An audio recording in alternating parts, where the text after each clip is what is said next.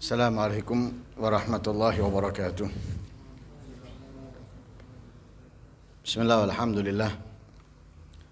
Wassalatu wassalamu ala rasulillah Sayyidina wa maulana Muhammad ibn Abdillah wa ala alihi wa sahbihi wa man walah wa la hawla wa la quwata illa billah. Nawaitu ta'allum wa ta'lim wal naf'a wal intifa' wal mudzakarata wat tadhkir wal ifadata wal istifada wal hatha ala tamassuki bi kitabillahi wa sunnati rasulih wa du'a ila al huda wad dilala ala al khair ibtigha'a wajhillahi wa mardatihi wa qurbihi wa thawabihi min Allah ta'ala. Qala al musannif rahimahullah wa nafa'ana bihi wa anbikum fid darain amin. في كتابه مقاصد حلقة التعليم ووسائلها إلى قوله القرآن الكريم الحفظ والتلاوة والتجويد والتفسير وعلوم القرآن. أولا الحفظ. طريقة الحفظ أن يكرر 5 آيات أو 10 حتى يتم حفظها ثم يكررها بعد الحفظ 25 مرة على الأقل حفظا وإن بلغ بها 41 مرة كان أجود وأقوى للحفظ.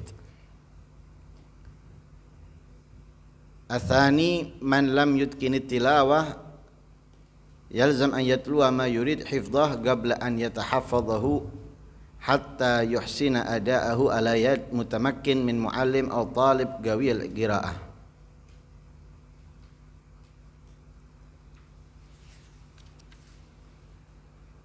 Ini tentang kurikulum.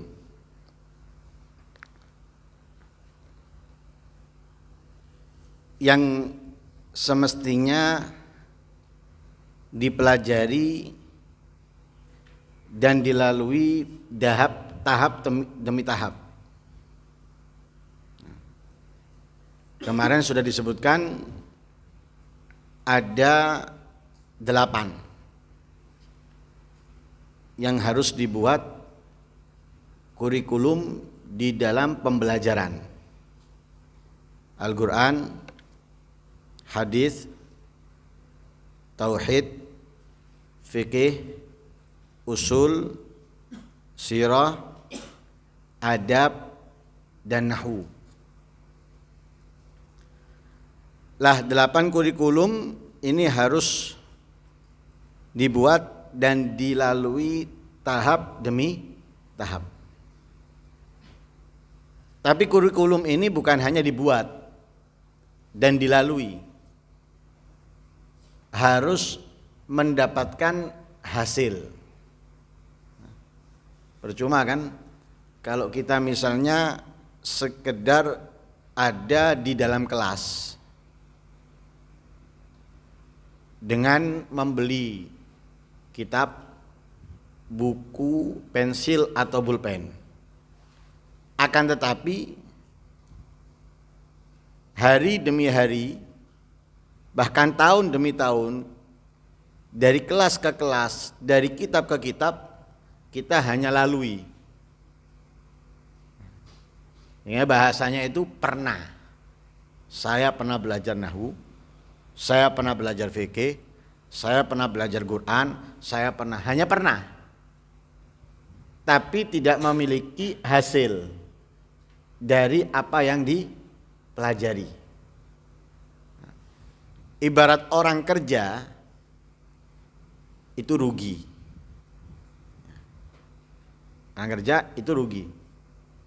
Karena apa? Karena dia punya usaha, mestinya berkembang, tapi nggak berkembang, tetap itu rugi. Sama dengan kita belajar di pondok, tahunan, berada di kelas, dipelajari dari kitab ke kitab, dari mata pelajaran ini ke mata pelajaran yang lain. Tapi sama dengan sebelum mondok.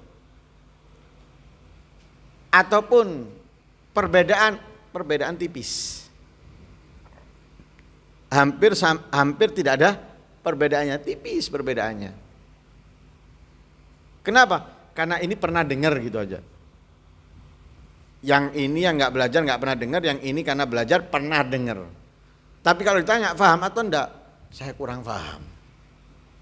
Saya kurang ngerti. Lah ini tidak.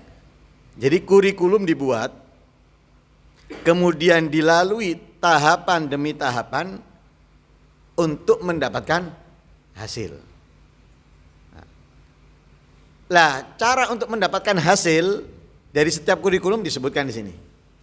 Yang pertama di situ adalah kurikulum yang harus ada, itu adalah Al-Qur'an. Lah Al-Qur'an itu kurikulumnya apa? Yang dilakukan dengan Al-Qur'an. Pertama al-hifdz, hafalan. Yang kedua pembacaan.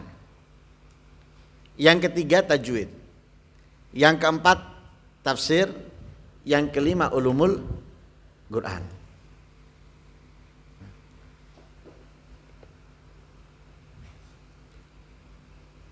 Hafal ini tentunya setelah bisa membaca.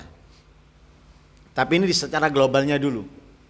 Ya, menghafal, membaca, kemudian tajwid, tafsir dan sebagainya itu secara global. Nanti setelah ada perincian nomor 1, 2 kita akan mengetahui. Ya, kita akan memahami. Lah, kenapa? Ya masa anak belajar di pondok yang ia pelajari adalah hukum halal haram, sah dan tidak, ya, najis dan suci, tapi nggak bisa membaca Al-Quran. Kan biasanya yang dimajukan untuk menjadi imam atau mudin itu biasanya apa? Umumnya kan yang pernah ada di pondok, yang pernah mondok, yang dianggap orang sekitarnya mengetahui, mengerti. Itu kan husnudzonnya orang sekitar, ya. Baik sangkanya orang sekitar melihat anak pondok itu, dia lebih paham dari saya, dia lebih mengerti dari saya. Kenapa? Di pondok dia belajar kitab. Padahal nggak tahu yang di pondok itu tidur tok. Makan tok, main tok, kan gitu ya. Lah yang di luar husnudzon, pernah mondok, dianggap mereka pokoknya pernah mondok ini berarti orang yang ngerti, orang yang paham, sehingga dia yang didorong. Lah terkadang ada rasa bangga diri, kemudian sombong, tertipu dengan dirinya sendiri, akhirnya membuat dia maju, menjadi mudin atau menjadi imam dan yang sebagainya. Nah, tapi ketika membaca kan bisa terlihat di situ. Oh, ternyata baca Al-Qur'annya nggak tepat, nggak sesuai. Makhraj aja dia nggak benar. Antara hak dan hak sama. Alhamdulillahirabbil alamin. Tidak ada bedanya hak dengan hak. Padahal alhamdu kan pakai hak. Tapi dia membacanya seperti alhamdulillahirabbil alamin. Ya mungkin makmum enggak tahu. Makmum enggak ngerti. Ya. Tapi kan itu berisiko. Karena dia menjadi imam. Karena dia menjadi imam berisiko tidak sahnya sholat. Kalau masalah yang tidak sahnya sholat itu adalah tidak terlihat, itu bisa masih makmumnya sah, imamnya enggak. Tapi kalau masalah yang terlihat, masalah terlihat seperti mengganti huruf Fatihah dengan yang lainnya, itu kan enggak sah makmumnya, enggak sah imamnya. Kenapa? Karena semestinya makmum mengetahui kebatalan sholatnya imam. Syaratnya kedua apa? Syaratnya kedua untuk sah itu apa? An la ya'lama butlana sholati imami. Makmum hendaknya tidak mengetahui kebatalan sholatnya imam. Tapi kalau dibaca menggantikan huruf kan ketahuan. Hanya saja mungkin makmumnya memang 0, nggak ngerti sehingga dia menganggap imamnya baca Fatihah. Tapi kalau ada makmumnya yang mengerti, tahu dia, ini imam nggak tepat ini bacanya. Hak diganti hak. Lah itu fungsinya. Kurikulum yang pertama adalah Al-Qur'an, yang perlu dipelajari, yang perlu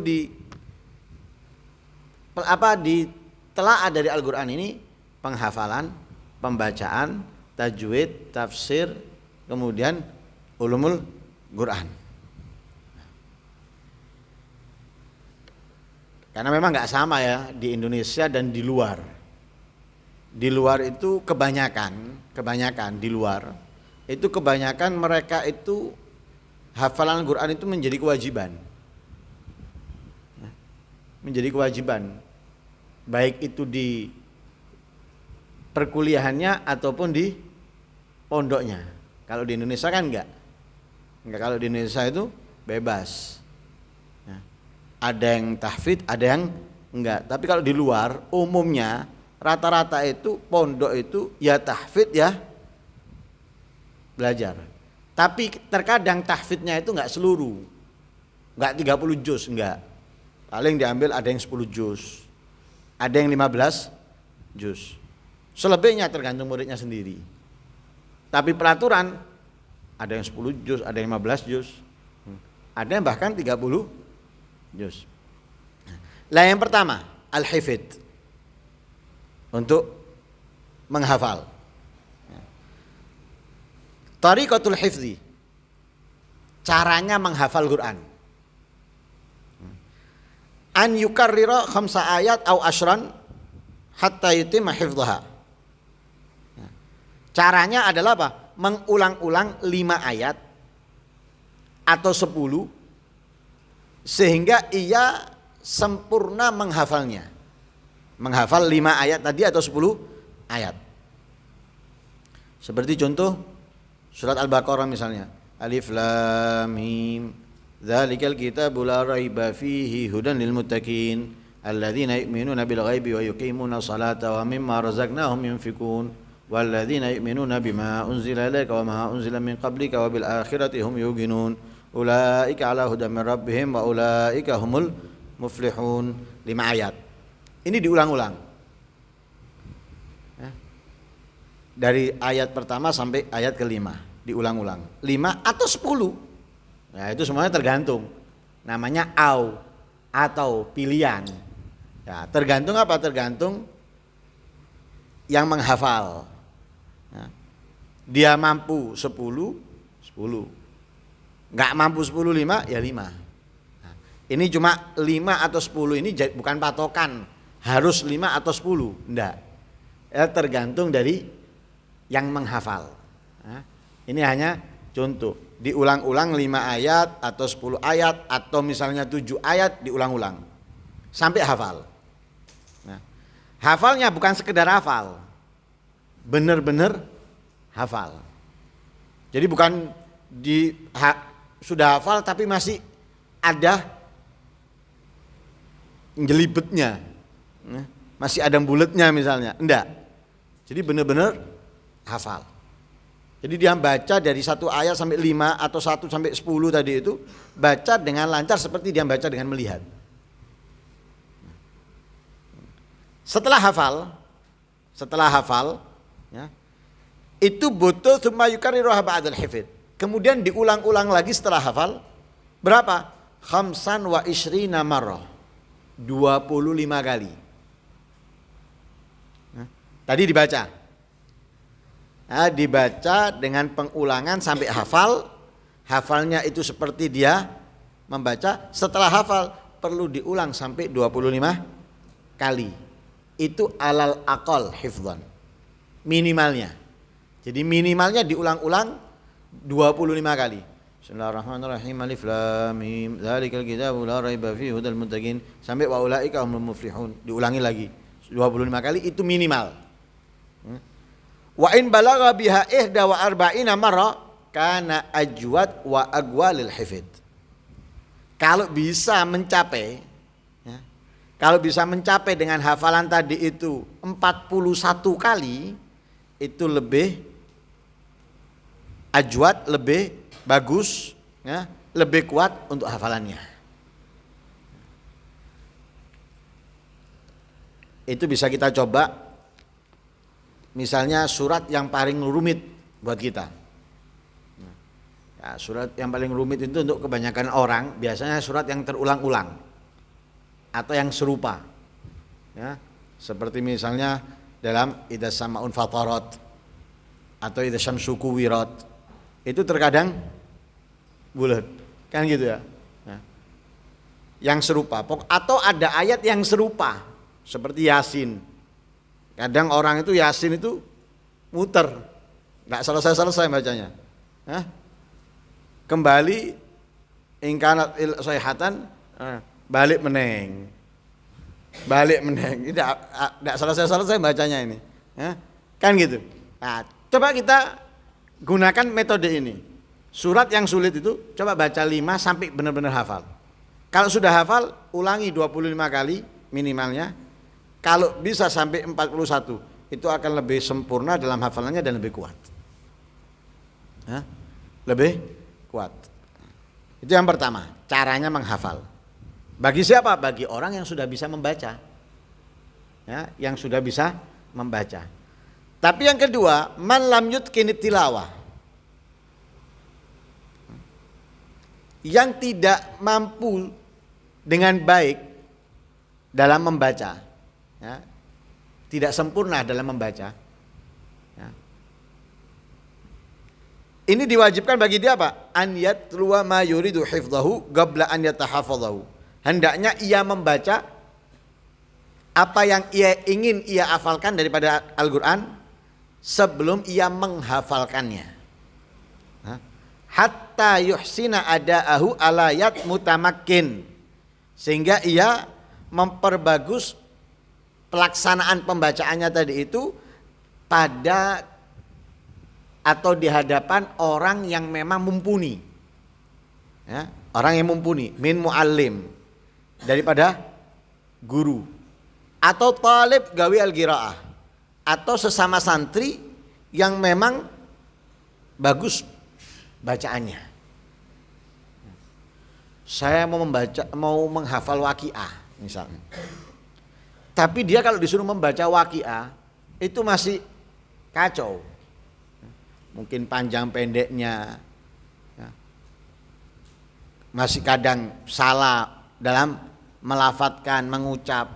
Lah orang yang seperti ini nih, karena dia menghafalkan waqiah, suruh sebelum menghafalkan belajar membaca dengan baik, dengan bagus. Dengan siapa? Dengan orang yang mumpuni, seorang guru atau sesama santri yang memang bagus dalam pembacaan Al-Qur'annya. Supaya apa? Enggak meracu. Supaya enggak ngeracu nanti. Enggak pantas kan? Masa orang hafal Quran tapi dalam pelafatan itu enggak sesuai. Enggak layak. Enggak pantas. Lah, supaya layak, pantas, disempurnakan dulu cara ia membaca. Kalau sudah sempurna cara ia membaca, baru, ya, baru mulai menghafal. Baru mulai menghafal. Dan belajarnya bukan sembarang orang, harus yat mutamakin. Jadi orang yang benar-benar mumpuni. Bukan hanya sekedar orang bisa baca, tapi orang yang mumpuni. Yang ketiga, la yuqbal minhumul hifdz illa ma'a ihsanit tilawah wa raf'is shad wa idahil huruf. Tidak diterima dari mereka hafalan illa ma'a ihsanit tilawah, kecuali dengan apa? Dengan bagusnya pembacaan. Hafal tapi bacaannya geremeng, enggak. Harus bacanya itu sempurna, makhrajnya harus sempurna. Kemudian waraf isod, harus melantangkan suara, artinya mengeluarkan suara. Bukan suaranya seperti suaranya gemuruh air. Harus kipas ini. Enggak jelas. Ya. Jadi raf'is shaut supaya apa? Suaranya itu terdengar dan bisa diketahui. Benar dan salahnya. Wa idhahil huruf, hurufnya pun juga harus jelas setiap hurufnya. Ya. Jangan sampai nanti berubah ya, dari huruf ini ke huruf ini, jadi harus jelas. Ya.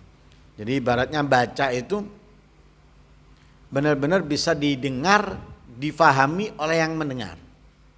Alhamdulillahirabbil alamin. Jadi setiap hurufnya. Nah, kadang orang itu dia bisa baca, tapi karena mungkin suaranya nggak dikeluarkan, sehingga nggak jelas. Nah, yang dibaca itu apa nggak jelas. Hurufnya pun terkadang nggak jelas. Nah, lah misalnya kalau kita ini mau mencatat, menyampaikan tentang Al-Quran, ada pengertiannya di situ. Kita mau mencatat ayatnya, tapi kalau yang membaca tadi itu nggak jelas. Nah, kira-kira kita bisa mencatatnya dengan benar? Terkadang yang jelas saja kita salah mencatatnya. Ya. Dari qaf menjadi ghain. Ya. Misalnya kalau di Hadramut itu kan ya, qaf itu dibacanya bukan qaf, tapi gaf. Ya. Nah, kalau kita kan membacanya itu ihdinas siratal mustaqim. Kalau di Hadramut itu ihdinas siratal mustaqim. Ya. Jadi qafnya jadi seperti ghain. Ya. Lah karena itu pernah ada satu santri. Ini di Indonesia ini. Lah kebetulan ustadznya itu ya, kebiasaan ngomong bahasa Arab dengan orang Hadramut. Dan juga punya keluarga di Hadramut. Didikte Safinatun Najah ini. Belajar Safinatun Najah. Menjelaskan tentang air. Ya. Tulan wa urdan wa umqan. Kan gitu ya, pakai qaf, umqan. Lah ustadznya itu ngomong tulan wa urdan wa umghan. Ya. Kedengarannya dia. Padahal ustadznya wa umghan. Ya, bahasa umgon, ini bukan ghain, tapi terdengarnya si murid tadi ini seakan-akan ghain, ditulis wa umgon. Lah ustadznya ketika dikte itu sambil berdiri, kelihatan salah, nah, dasi dicundul, nah, kakian ngulur, ngulur layangan, ya, gara-gara sering main layangan ketemu sama ustadz, salah nulis dijendul, kakian ngulur. Nah makanya ini perlu, apalagi Al-Quran. Ya, apalagi Al-Quran. Jadi tidak bisa diterima hafalan dari setiap siswa kecuali itu bagus bacaannya, ya, suaranya jelas dan hurufnya. Jadi supaya benar-benar berada pada tempatnya. Yang keempat, yabda' ma'as sighar biitqanil Fatihah wa qisaris suwar fayuqarrira alaihim kulla yawmin suratan aw suratain yuraddidunaha hatta yatimma hifdhaha tamaman wa yastami'aha minhum al-yawma tsani. Yabda'u ma'as sighar, memulai seorang guru terhadap anak-anak kecil biitqanil Fatihah, untuk menyempurnakan bacaan Fatihah. Karena memang yang wajib dipelajari dari Al-Quran itu adalah surat Al-Fatihah, karena termasuk daripada rukunnya sholat. Maka anak-anak kecil itu, ya kalau di kita ini misalnya di TPQ atau di madrasah kampung, itu untuk anak-anak itu ditekankan apa? Gurunya ditekankan untuk dapat menyempurnakan bacaan Fatihahnya mereka. Karena untuk sahnya sholatnya juga. Jadi bukan hanya sekedar mengajarkan mereka pokoknya bisa baca Fatihah, tapi membuat mereka bisa sempurna membaca Fatihah. Wa qisaris suwar, dan juga surat-surat pendek. Seperti wadduha ke bawah. Biasanya kalau di kampung-kampung itu kan dimulai dari An-Nas, Al-Falaq, Al-Ikhlas dan yang lain sebagainya. Jadi anak-anak kecil dimulai dari surat Al-Fatihah, kemudian surat-surat pendek. Fayuqarrir alaihim, menentukan untuk mereka kulla yaumin, setiap hari, suratan, satu surat atau suratain atau dua surat. Jadi menentukan untuk mereka, kepada mereka yang anak-anak kecil tadi itu, gurunya, untuk apa? Setiap hari satu surat atau dua surat, sehingga sempurna hafalannya. Kemudian wa yastami'aha, gurunya tadi itu mendengarkan daripada mereka al-yaum tsani, hari kedua. Jadi sekarang mereka disuruh menghafalkan satu surat atau dua sampai hafal, besok ditanya. Diperintahkan mereka untuk membaca dan gurunya mendengarkan hasil hafalan di hari kemarin, satu atau dua suratnya. Wa ba'da istima'il hifdz al-jadid, setelah mendengarkan hafalan yang baru, yastami'un fi ma qad hafidhu min qabl, mendengarkan mereka dari apa yang telah mereka hafalkan sebelumnya. Jadi hafalan, sekarang hafalan misalnya surat An-Nas, hafalkan, sempurna hafalannya, besok ditanya. Gurunya mendengarkan, dia baca surat An-Nas dengan hafalan. Kemudian ditambah surat Al-Falaq. Hafal surat Al-Falaq, ini ditanya lagi. Setelah hafal surat Al-Falaq, disuruh baca lagi surat An-Nasnya. Kemudian disuruh baca lagi surat Al-Falaqnya. Jadi bukan An-Nasnya ditinggalkan, cukup Al-Falaq. Hari ketiga sama, suruh menghafalkan Al-Ikhlas.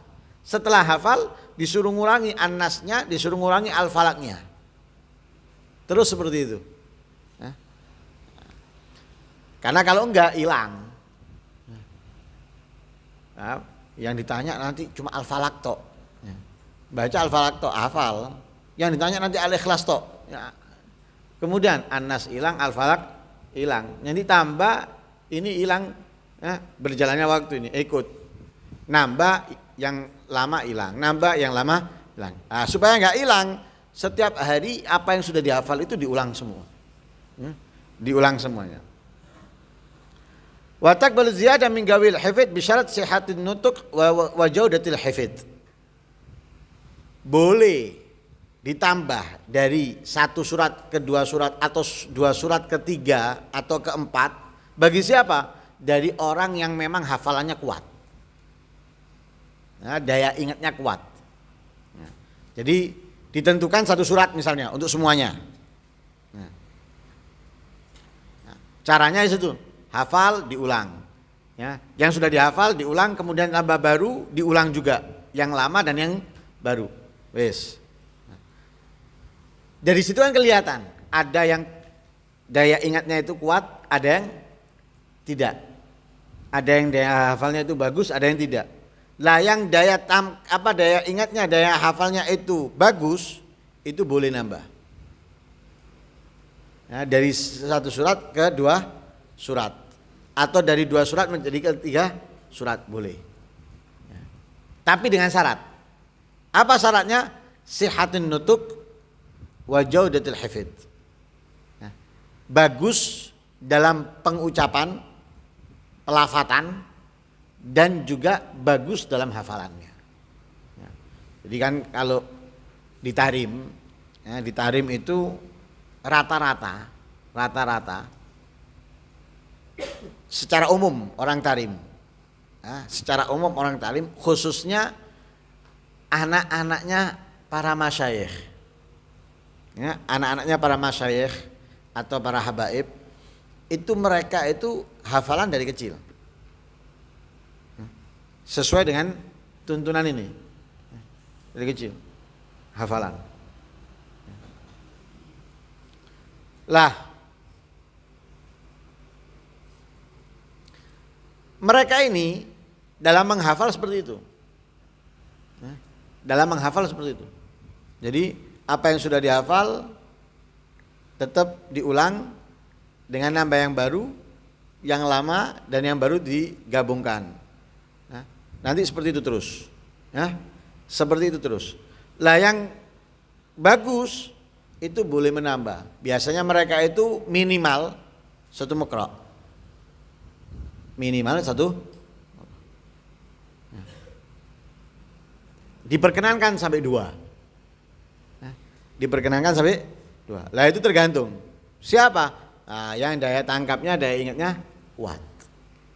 Itu pun bukan hanya daya ingatnya kuat, dengan syarat masih. Oh, daya ingatnya kuat, daya hafalnya bagus, tapi dalam pelafatan keliru, nggak diterima. Nggak diterima. Jadi harus dalam pelafatan, dalam daya ingatnya atau kekuatan keingatannya bagus, baru boleh menambah dari ketentuan secara umum. Kalau secara umumnya itu 1 mukra, dia boleh menambah menjadi 2 mukra, atau 1 surat dia boleh menambah 2 surat. Nah, karena itu mereka itu dari kecil hafal Quran sudah. Dari kecil sudah hafal Quran. Jadi hafalannya mereka seperti itu, bertahap. Nah, makanya kalau 1 mukra dengan Quran yang ada di Hadramut, Quran di Hadramut itu memakai Abi Amr, ya, dan mukranya nggak sama, ya beda. Itu insya Allah kalau setiap hari ia setor 2 mukra, 8 bulan hatam Al-Quran. Ya. Tapi setiap hari ada kewajiban setor minimal setengah juz. Ada kewajiban setor minimal setengah juz. Nah, itu minimal. Jadi bisa sampai 1 juz, bisa lebih. Nah, itu terus seperti itu. Nah, jadi setoran sama hafalan beda. Setoran hafalan berarti tambahan sama pengulangan, ya, dari ayat demi ayat sampai yang dihafalkan, ya, itu setengah juz atau satu juz.